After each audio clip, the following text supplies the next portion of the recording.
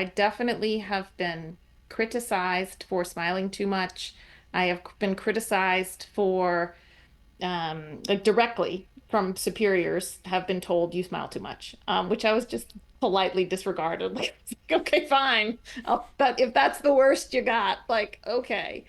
But just to say, right, like that would be feedback, is one thing. Yes, there are places where it's inappropriate, to be laughing, telling jokes, or perhaps even smiling in some clinical scenarios. But when you're in the hallways with colleagues, is never a place where we should be telling people not to smile or not to be friendly, right? So that's kind of one cultural thing that unfortunately still persists. I do think that there's some gender dynamics at play that women may feel that we need to be taken seriously, and therefore, being smiley and polite and friendly may erode our authority in some way.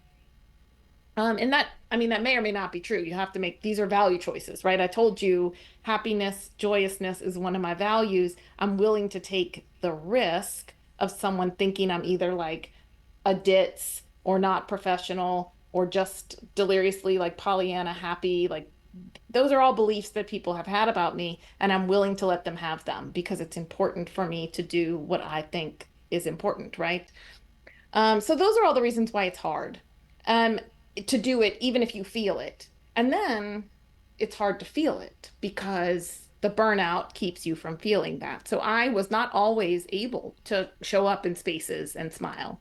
I was not always able to be a lighthouse for people. I had to actually very intentionally say that was a priority and that I was going to do the things to get myself in order so that I could do that.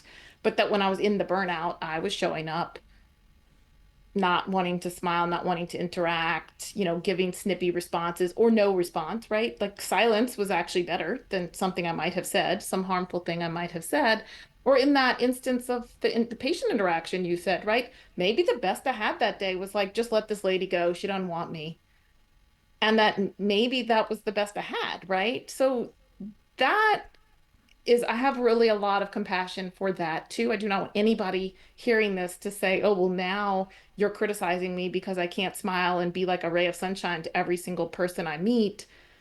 I'm failing at that too. No, of course not. You're doing the best that you can. And as you restore yourself, as you begin to feel stronger, please also overcome those cultural and societal barriers that tell us we shouldn't smile even when we're happy.